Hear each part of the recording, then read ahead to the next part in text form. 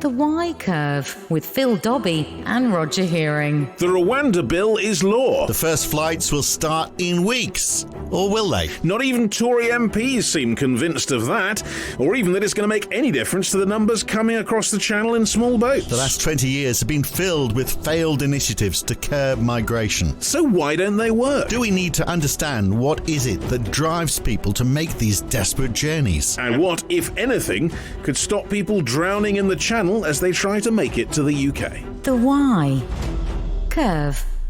So the interesting thing is that this is a big issue as far as Rishi Sunak is concerned. So I thought, well, let's go and have a look and see how important it is to the people of Britain, given that we are. It usually comes quite high up on the list. Well, yeah, so YouGov, they've got a weekly poll on the most important issues that people see affecting the country. This week in 2011, 51% said immigration and asylum seekers were a big issue. This last week, that's down to 38%. So it's really slid down the scale. It's not as important. Back then, it was the second biggest issue after the economy. Now it's been overtaken by health. It's still a big issue in that it's the third place. So a third of the population is still worried about it. But if you look at it by age, well, that obviously it's an age thing. 59% of those aged 65 plus are worried about it, compared to 27% of those aged 25 to 49. Just 16% of those aged 18 to 24 are worried about it. But, what do they know? But, well, I mean, the thing is, it is an issue in one sense. I mean, even whatever one's view of it, people obviously getting into boats and dying coming across is a bad thing. Yeah. That's pretty self-evident. The question then is how you restrict it, if you do, and in what form that would actually work. Yeah. I mean, legal migration, as we've said on this show before, is way, way ahead. Hundreds of thousands, 600,000, I think. Whereas the illegal migration, as the Tories would call it, though many people would fight that distinction, is in the tens of thousands. Irregular arrivals, I think, is the official term, not the less politically charged term. So the question is, why has it all of a sudden happened? So if you go because right across the world, it's true. It's not just here. So Home Office arrival, I've got more numbers for you. I've piled high with numbers this week, you'll be pleased to know.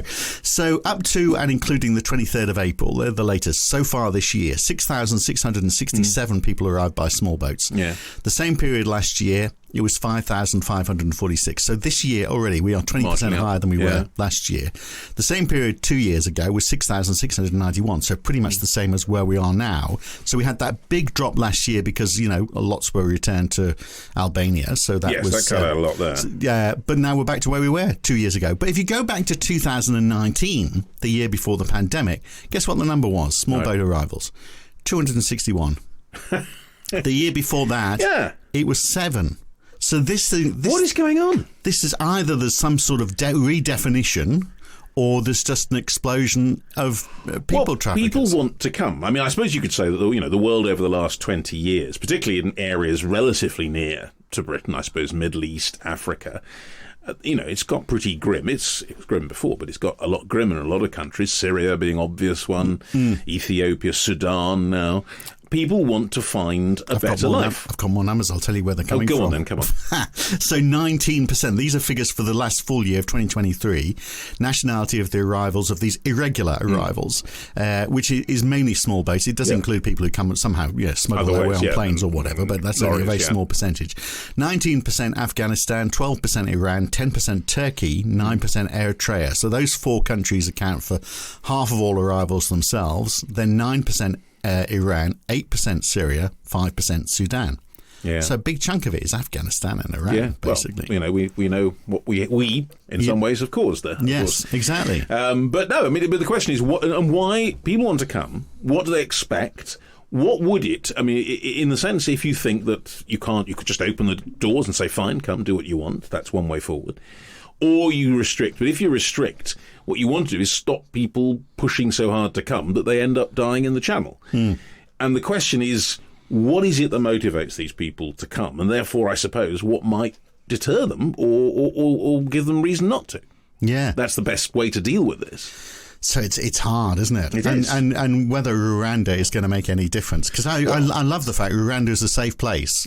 We've and very nice accommodation. We've seen, we have comprehensively demonstrated on this very show that it's anything but. Yeah, we have. And yet, the way it's being portrayed, there's nothing to worry about. And we've declared that Rwanda, by an act of law, Rwanda is a safe country now forever until that law is repealed. Absolutely not. And then we've been shown it's a nice place to live because we've seen the accommodation, which looks lovely. I wouldn't mind going there on holiday. There we are. So I think this is an answer there for might you. be people coming over going, You could do a swap. can I go to Rwanda, please, rather than sending me off to the Bibby Stockholm in But Dorset. it seems to make no difference whatsoever in terms of the way people think about it. That's what the evidence is on the ground. But let's talk to someone who has studied in depth the reasoning behind people's moves, why they do this, and therefore potentially, I suppose, what might affect their choices. And that's Dr. Jessica Hagen-Zanker, who's a senior research fellow at the ODI, a research group looking into these kind of issues. So Jessica, we were just running over some numbers there about how the number of people arriving in the country by small boats has just mushroomed since the pandemic. So have you got a theory on why that's happening? So one of the explanations as to why the number of people arriving by small boats has mushroomed is because other channels closed. So it's not like people didn't used to come to the UK. They just used to take different ways of getting here. So people used to come over on ferries or on the back of lorries, or even sometimes on the Eurotunnel. And the Eurostar, I meant. But the Eurotunnel and also ferries are policed much more heavily. It's much, much harder to actually get on those. So people have started reverting to other ways of getting to the UK. And there just isn't a way to apply for asylum outside of the UK and then get to the UK. And also other legal migration pathways are quite hard to get onto. They're also really expensive. So people are just reverting to this route to actually make it to the UK, and they want to come to the UK for many reasons. I was going to say, that was going to be my question. Why the UK? I mean, if you've made it all the way through Europe, if I could live anywhere, I'd choose the south of France personally. Yes, but so what is it? What is it that's driving people? It's the pull factor of Leeds, or because we should say, I think if I read your article right, a very interesting article in The Conversation, which suggests you've taken part in sort of surveys and finding out really what motivates people, talking to some of these people, getting a sense of what's driving them. So just give us a bit of a view on that. Yeah, so I think we need to break down between the kind of reasons why people leave in the first place, which are often quite different, and then how they select their destinations. Those are kind of distinct parts of a decision-making process, and also for example, the process around, or the decision around where to go can often actually change and mutate over time. So people leave their countries of origin for many reasons, for safety, because they're looking for work opportunities, because they want to join family, or maybe they want a better future for their family, or education opportunities, or some people just want an adventure. And migration is not about one of these factors. It's usually about many factors all at once. So, for example, in our research, we found that being a male or being a man makes you more likely to migrate, in addition to being dissatisfied with your life as a whole, in addition to having experienced corruption, in addition to maybe being more wealthy than others in your community, and also in addition to knowing a migrant abroad. So it's all of these factors that come together that then lead to someone maybe making the decision to migrate. It's not just one of these factors. So it's not people whose lives are necessarily in danger in that case. It's people, as you say, seeking adventure. That's interesting. Or seeking economic it can be. improvement. Or seeking economic opportunities. So it can be. So safety and fleeing conflict, violence is obviously a key factor for many people that are fleeing. But even for those people, the economic factors are often very much intermerged with the safety and conflict factors, because living in living in an area that sees a lot of violence, conflict, war, obviously also means that you're living somewhere where you cannot work very easily right now, where maybe the schools aren't running, where it's difficult to get around. So even for people who are fleeing violence and conflict, there's often other factors that play a role as well. Yeah, well, almost 20% of those irregular arrivals, as the Home Office likes to call them, which is better than illegal arrivals, I guess. Almost 20% came from Afghanistan, and 12% came from Iran. So, I mean, clearly these are people who, are not necessarily looking for a better. Well, they are looking for a better standard of living, but their standard of living obviously isn't that great, and there would be. Well, except that you said that they have to have the means, or often the characteristic is they do have the means to be able to do it. A bit more money than the average, perhaps, and that's an indicator as well. Yeah, absolutely. So what we found is that, and this isn't necessarily very new, it's not the poorest of the poor who leave. It's people who are able to finance their migration journey. And these migration journeys can often be extremely expensive, much more expensive than just getting a plane ticket from Afghanistan to the UK. And they can often also take a long time because it's broken up into different segments. So it's not the poorest of the poor. It tends to be wealthier people. We also found that people who live in poorer communities are less able to migrate, but they're also less, in a way, inspired or aspire to migrate. So they have lower migration aspirations. So migration just doesn't really feature as part of the package of things they can potentially do, which is super interesting, that you would expect people who live in the poorer communities are more likely to want to leave, but we actually find the opposite. They're less likely to want to leave. But it's odd in a way, because you think, well, if people with the means and perhaps, I guess, education as well, might be able to find legal ways of going to other countries, not necessarily just Britain or the European Union, which wouldn't involve these very difficult and highly expensive methods and dangerous methods that we see being used. Yeah, I guess so. When I'm speaking about wealthier people or people who are better off, that's relatively speaking, and that's also comparing them to other people in their community of origin. Migrating legally, I think, can be quite challenging, at least on the kind of pathways that are available for many people in many destination countries, including the UK, because work permits can be extremely expensive. The processes can be very bureaucratic and protracted.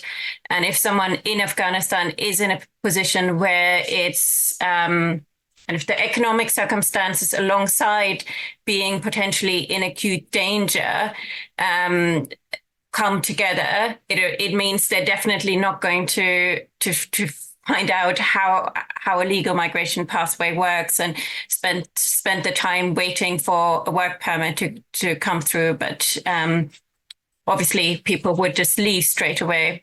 So something I also wanted to come back to before was that that's why we also see migration journeys that are kind of start and stop journeys, that people initially leave to get to a semi-safe place. They try to make a life for themselves there. So for Afghanis, that could be Iran, for example, or for Syrians, that could be Lebanon or Turkey. And people often live there for many years and try to make a life for themselves, try to work or do work, but just don't really manage to get anywhere to build a promising life for their kids. And that's when they then decide to move on. That's really interesting. If I can just stop you there, because this suggestion, because it pays into the notion of migration in the first place, particularly for safety or asylum seeking. People talk about stopping in the first safe country. It's part of the international law idea. And what you're saying is they kind of do that, but then they don't stay there. That's how it works. At least not all people. Of course, a lot of people do stay there, because we also know that around 75% of the world's refugees are hosted in low and middle income countries. So the vast majority stay in neighboring countries or countries within their region. Some people do indeed try to move on. And again, that's for a mix of different reasons. It's really a variety of different reasons that come together, such as, of course, economic opportunities and opportunities around education for their children. But often they also seek out countries where there is some kind of existing tie or connection. Could be a colonial tie, for example, could be a country where they speak the language, or even just a country they've heard of before, a country people talk about. So then other factors come in as well, such as what have I heard about this country's reputation in terms of how safe it is? Does it protect people's rights? Will I be allowed to work? Can I access protection? So the policy factors often come in almost as a kind of secondary factor, whereas where can I work and where can I get my kids to school are the much more important factors. Right, so all of that becomes a draw card for the UK, doesn't it? So that sort of overshadows the fact that we are one of the most dangerous or difficult places within Europe to get to, because you've got to cross water to get here. But so I wonder, the efforts made by the government to try and cut back on the number of people making those crossings, I wonder whether they're going to work. I was in Australia at the time that they started to do offshore processing. So they sent people to Nauru and then eventually they sent them to Papua New Guinea, thinking that would be a big enough incentive. This was 2012, 2013, they kicked it off. Actually, only 4,000, a little over 4,200 people were ever sent to offshore processing. Only 118 of them stayed in Papua New Guinea or Nauru. 1,000 of them ended up back in Australia. There was a deal that was done with America. America took about 1,100 or 1,200 of them. I think about 900 were returned to the country they came from. But it's all sort of stopped. In no way could that have been seen as being a successful policy. And yet here we are, sort of almost taking the Australian copybook and just, and replicate, even right down to stopping the boats, which was the tagline couldn't you say it used was, by the government. It was quite successful in Australia, because I think, you don't hear now of boats getting to Australia. Because they don't report it. Because it's still happening. Who knows? Because there's a ban on reporting it. Gosh. So as far as I know, it actually is still happening in Australia. And what is also happening now is that boats are being pushed back, which is against international law. So in a way, that's even worse. So it's a myth, really, that the Australian example works, which is what a lot of right-wing politicians say. It's just been a media blackout all along. Yeah. Yeah, and it's a myth, really, that deterrent policies work. It's a political rhetoric. It's something that sounds good in an election year. Politicians all over Europe love to make these big announcements, not based on evidence, and say they have this big new policy that's going to deter people from coming in the first place. But they don't really work. One reason why they don't work is... I was going to say, let's pick up on that, because you said, they're not based on policy, they're politics, and we know that is pretty much true. But okay, well, let's turn that around and say, from your research, and your article was talking about how policies can often do the opposite of what's intended, but what could work? If these policies don't, what could work? What might actually change people's minds, perhaps deter them from coming, or perhaps just not make it happen? For example, some people have said, well, if the places they were coming from, the places you've been describing, were better able to support people, had a better outcome for people's lives there, that in itself would deter people, would mean people weren't so keen to take the risks of coming. To say more foreign aid given to those countries. That's a bit hard, isn't it, given that we've cut foreign aid and a quarter of our foreign aid is now spent domestically looking after asylum seekers. Yeah, and the UK isn't unusual in that the EU also, in fact, spends a lot of their foreign aid on migration in a very broad sense. So what you're describing is, in fact, another policy approach that's extremely popular, has been around for decades. It's called tackling the root causes of migration. So basically, the basic idea is let's improve standards of living, for example, create new jobs, or let's improve education systems, and then people won't leave anymore. And we looked at this quite closely in our work. So we interviewed more than 13,000 young adults in 26 communities in 10 countries, and really looked at the extent to which these root causes affect their aspirations to leave. And we found some really counterintuitive findings, really. So the one counterintuitive finding I mentioned is around poverty and education. More educated people are more likely to leave. So the more you improve education systems, the more likely it is that people will want to leave. That doesn't mean, of course, that you shouldn't be putting aid into education. Again, with poverty, as I mentioned, poorer people are less likely to leave. Does that mean we shouldn't be putting aid into reducing poverty? Of course it doesn't. And that really already points to the danger of using development aid for migration purposes. The one area where we did actually find quite a substantial effect was around corruption. So people who live in corrupt areas are 36% more likely to have migration aspirations. So that points to corruption as an obvious area for development aid efforts. Of course, already a lot of aid or a lot of development efforts are being spent on reducing corruption. But we also know that corruption isn't an easy fix. It's an incredibly protracted issue. It's an issue that runs across different sectors, institutions, and success very much depends on different configurations of power and the ability to uphold a rule of law, and aid cannot really change all of these things. Well, we're certainly not going to change the ways of the Ayatollah, are we? Or the Taliban, and that's they are two big sources of which we have very little influence at all. Yeah. So I suppose on that basis, then, if you say, from what you're saying and the evidence base that you're using, is it then better to find some mechanism that makes actual migration, doesn't necessarily try and stop it, but perhaps tries to organise it at least in an easier way? I mean, that if people were able to, if there was a little place in Calais where people could go and say, yes, I'd like to go over and put their names on a list, and had a chance perhaps of that being successful, would that then reduce people dying in the Channel, which is the real problem in all this? Yes. Yeah.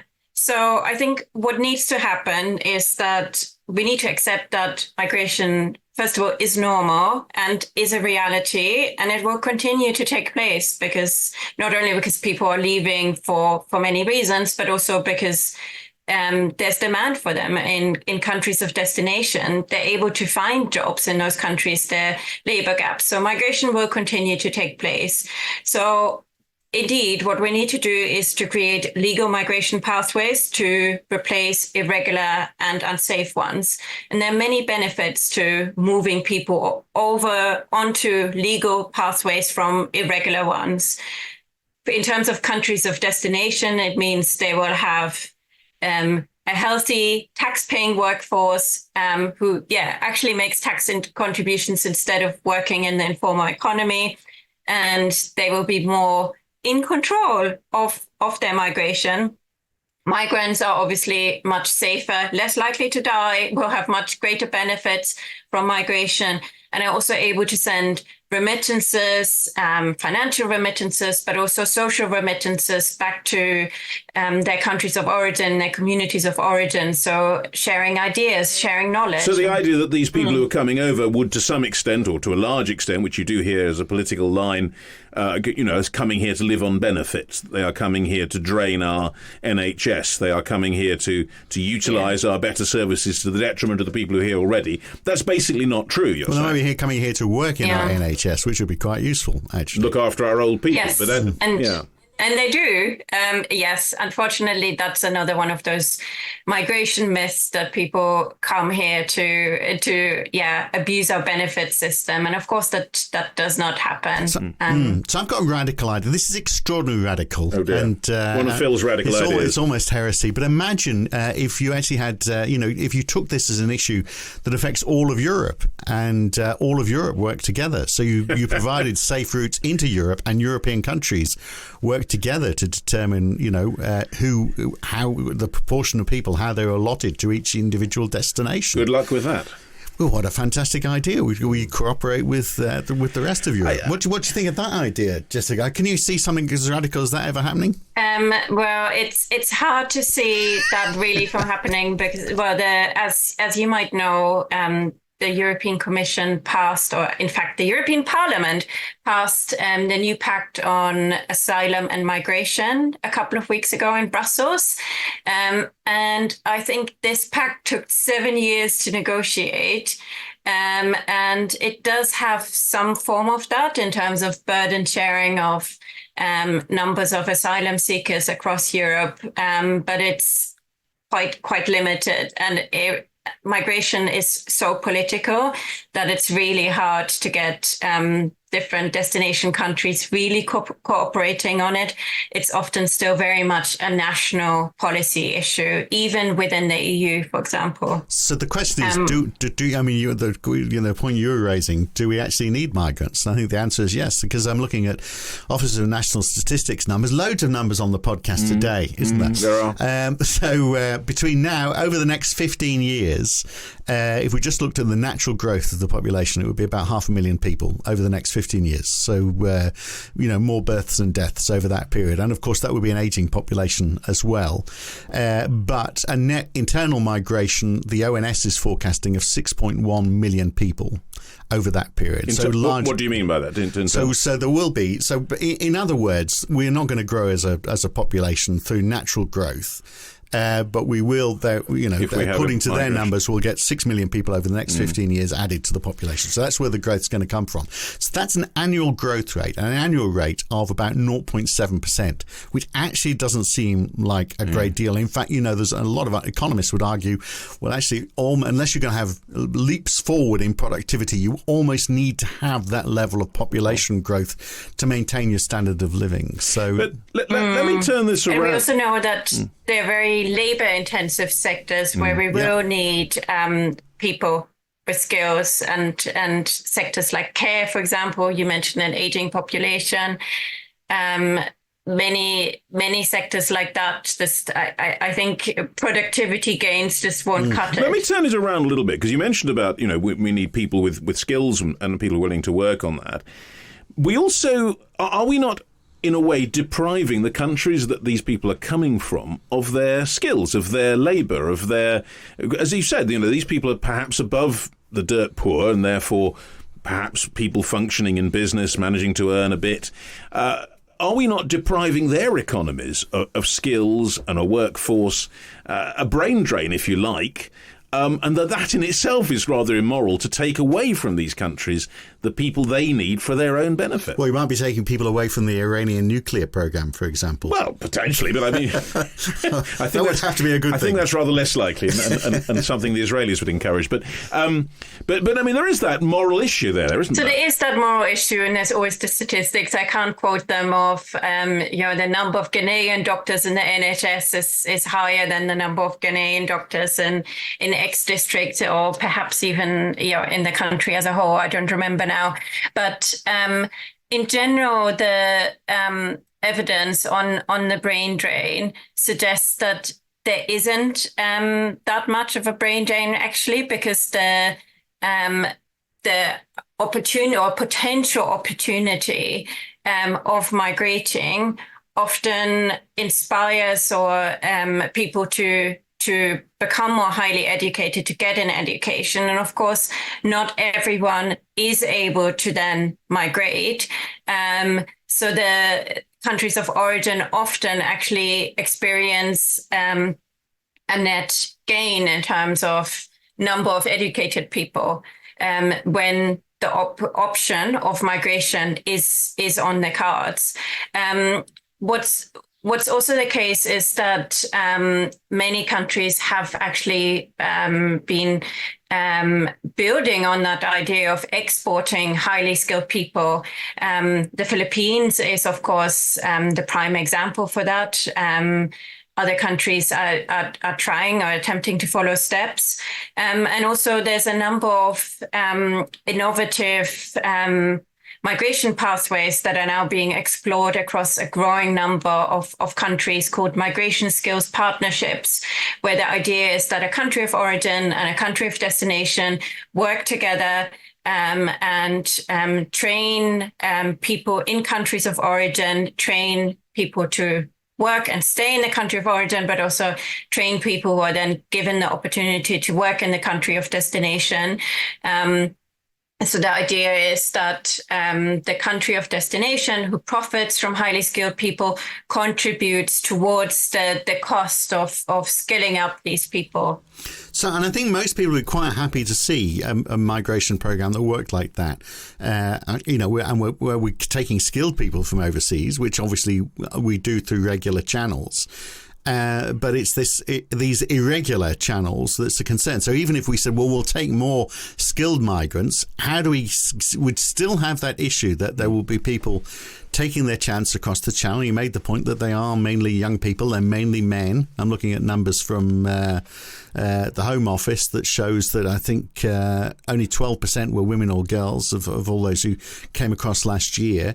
So, it's... How do we stop that? Even if we had more coming by established channels, we're still going to have these people chancing it, aren't we? I don't think you'll be able to reduce it to zero, but you can reduce the numbers if you open up other opportunities. The problem with a lot of the legal channels is also just that the numbers that are being admitted are quite small. The costs are high. They're extremely bureaucratic.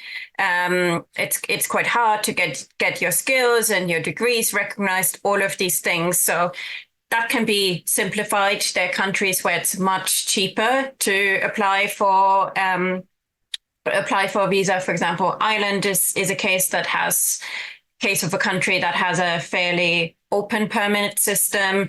It's much cheaper compared to the UK. So visas only cost about €1,000.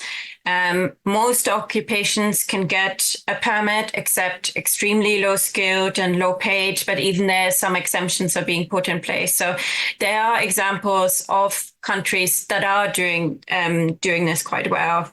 Yeah, I can vouch for that. I mean, actually, my Australian wife trying to get her over here. Sometimes think it would have been easy to get a rowing boat in Calais because the cost involved in it and the whole process. We spent a fortune on it. Yeah, it's enormous. Yes.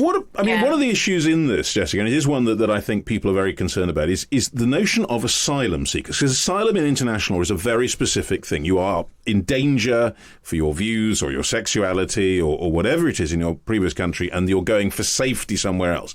And this has got hugely confused with the idea of what we're basically talking about here, which is economic migration, people who want a better life. And that it shouldn't be seen as a wrong thing. But the confusion of those two things seems to me a major problem in this, because people who may genuinely have reasons for wanting to seek asylum are being put on one side and said, oh, no, you're just seeking economic advancement. And economic migrants are forced to claim asylum status in order to try and get through it all. So it's a huge mix. Yeah. And of course, legally, they are very distinct categories. But in practice, in terms of their motivations, in terms of the channels they take, there is a bit of a blurred line between the two. So I think that makes it particularly challenging. But because there is that legal distinction, it does mean that there need to be legal migration pathways for both of these, and they can look quite different. Especially for asylum seekers, that's why that idea of maybe we do need to think broader at the European level. It isn't fair if the neighboring countries take asylum seekers, or the countries at the European border who are the first countries where people arrive. Very, very radical idea, that one, though. Very radical. So, Rwanda, you just think it's not going to work. It's just, and Bibi Stockholm is, we're hearing now that perhaps it's costing more. The idea that you wouldn't want to live in a barge in Dorset. The barge park down in It's Pauling quite Harbour. nice in Dorset. It's lovely in Dorset, but I don't recommend. I come from there, but I don't recommend the barge. But no, essentially, so why not? So just that you're saying that the push factor is too great for Rwanda to make a jot of difference, basically. So it's that plus the fact that it's a wide range of different factors that people use to make their decisions.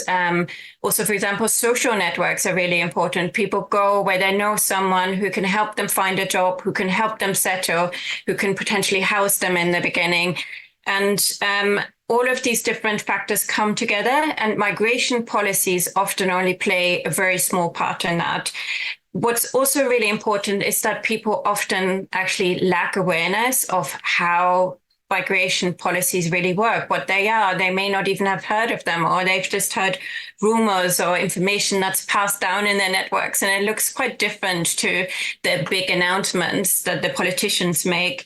And the factors that influence their decisions are more their own perceptions or understanding of how these policies work rather than what the policy actually is.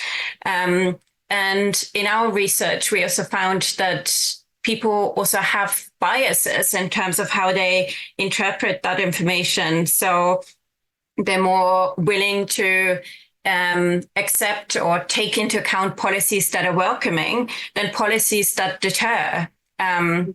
Or they're more willing to take in information that confirms what they already know than new information which potentially throws into doubt what they've already been planning. And that's perfectly normal and human. We all do that in our lives. And that's just one of the many reasons why these kind of deterrent policies don't really have much of an impact. Yeah, it's going to remain an issue. So I'm wondering what our conclusion is here then. It's just that we... Open borders, it sounds to me, but open borders with an element of control, I suppose, that makes it so much easier for people. And then the idea that... Or an established route. Yeah. I mean, do you... Established routes. And I think we also really need to, just building on my last point, I think we really need to think about communication to the people we want or do not want to come to our country. So as I mentioned, people often don't even know how migration works, what's happening in those countries. They know very little about the countries they're going to. So just putting the information out there into the news, into the media, doesn't mean it will reach migrants. So it's all about sharing information on how they can come in the right languages, and also reaching out through networks they trust. But fundamentally making it easier for those who have a reason to come here would make a lot of difference. Jessica, thank you so much for taking us through all that. It's going to be an issue that keeps coming up, I'm sure, with the election looming, but thank you for giving us an idea of perhaps some of the evidence which is rarely heard about what actually might work or might not. Thanks for your time, Jessica. Thank you for having me. Yes, I mean, she made a really good point there about, if there's a way we could communicate with the rest of the world about, just what the policy is in this country. Imagine, for example, a podcast or a global broadcaster that, like a world sort of service thing that Britain it'll never catch on. Offer the rest of the world. Never catch on. Just another one of my crazy ideas. But another crazy idea. Well, crazy ideas have been on display. Of course, in the run-up to the local elections, which are going on in England. And of course, Wales. this time next week we'll know. Yes. In fact, no, I think by the time this podcast's out, we won't know really. Well, we'll have a sense of which way it's all going. But the point being that... We're talking to you from the past, so we don't know. We don't know. Yeah. But we get time travel is amazing. This is terrible. Let's not confuse everyone. The fact is, politics is an upheaval. A lot of people looking at the local elections thinking this is going to be an indicator as to whether Rishi Sunak himself gets unseated, perhaps in the same way that the Scottish National Party have unseated their leader in the run-up to a vote. And the question is, if that is the case, if he fears that's going to happen, is he just going to call a sudden election and have done with it all? So we're going to have a look at the political landscape and get a sense of where we are after the local elections. Could we be going for a July election? Well, actually. it's been rumoured. Of course, everyone will be away on holiday, which might help. It might help. Yeah, exactly. We're left with those people who are unable to move, and who can't The travel. elderly. The They went elderly. Conservative. Funnily enough, works perfectly for him. Yeah. Right. Anyway, that's all coming up next week on The Y Curve. We'll see you then. Thanks. Bye. The Y. Curve.